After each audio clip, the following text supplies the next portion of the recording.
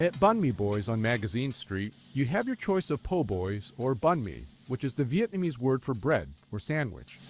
Owner Peter Nguyen is a second-generation Vietnamese American and says his business reflects his upbringing. Growing up, I got to try both sides, the New Orleans food, the Vietnamese food, and both have big flavors. Banh Mi Boys opened 10 years ago next to this gas station in Metairie. It's now a franchise with 5 locations. Nguyen says New Orleans is the kind of city where he can take something traditionally Vietnamese and create Southern mashups. My food is playful, it's fun, it's bright, it's exciting.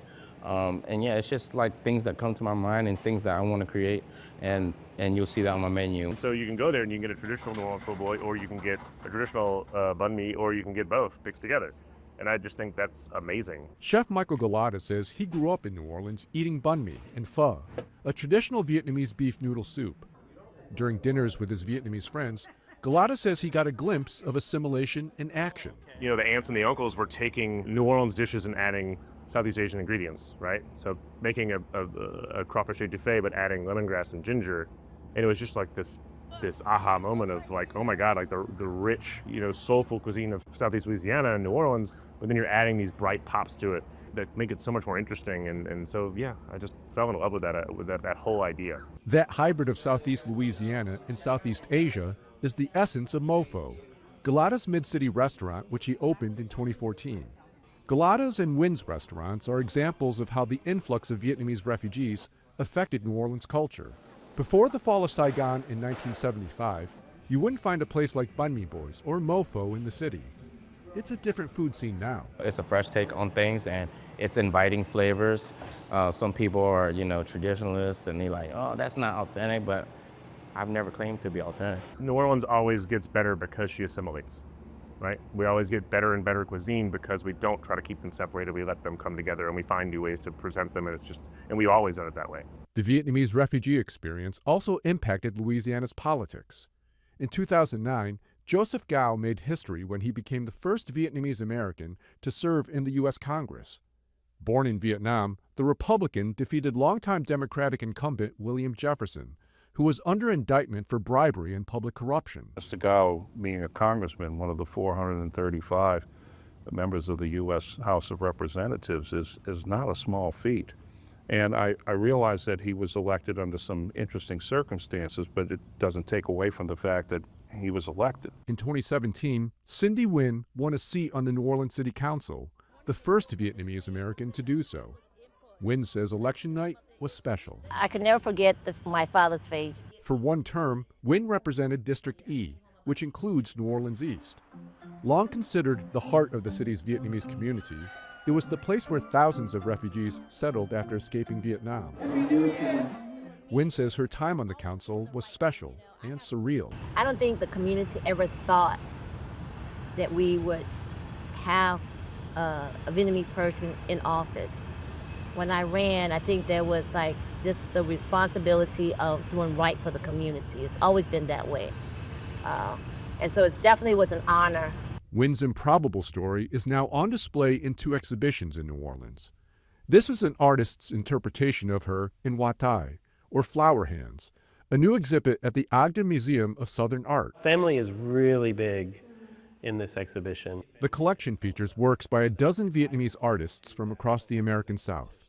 Selena McCain is co-curator of the exhibit and says it offers a different perspective on Vietnam, one that isn't solely focused on the war. With this exhibition, the artists are kind of walking a very difficult line where they're not only looking back, but they're also looking forward in many ways.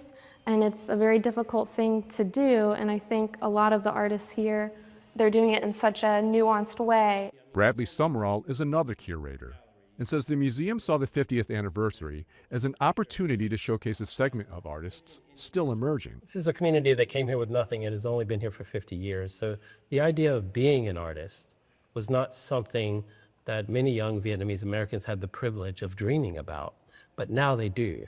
And now there really is a renaissance of the arts. Over in the French Quarter at the historic New Orleans collection, 15,000 negatives. I know, there's a lot to catalog. The museum recently opened its new exhibition, Making It Home, From Vietnam to New Orleans, Mark Cave is a senior historian and conceived the idea for this exhibit a decade ago. Our approach was just to reduce everything to the stories, the life of the people and what they experienced. They searched their entire life for a home.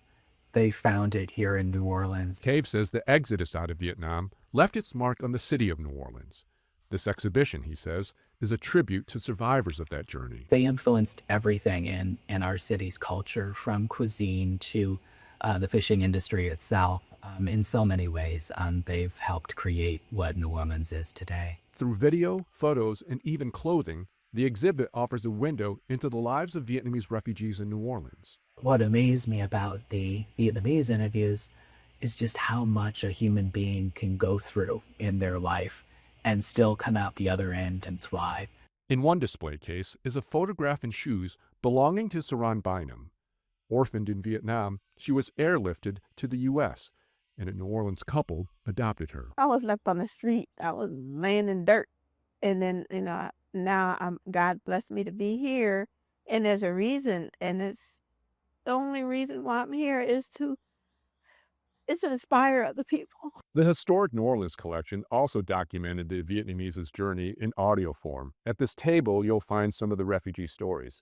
There's Joseph Gao, the first Vietnamese-born U.S. congressman. Growing up was quite uneventful, a regular childhood where you play games, you attend school, except for the occasional bombardments where we had to avoid. There's also Cindy Nguyen. And then there's also my family's story. In 1978, my family and I escaped Vietnam, drifting on a fishing boat for days, eventually landing in Thailand. We spent months in a refugee camp before coming to the U.S. Journalism brought me here to New Orleans, where today I'm firmly part of the story I'm telling. 50 years after the Vietnam War, that story is still being written. I love America. This has been home for me, forever, but can't forget about Vietnam, where we came from. In New Orleans, Tan Trung, Fox 8 Local First.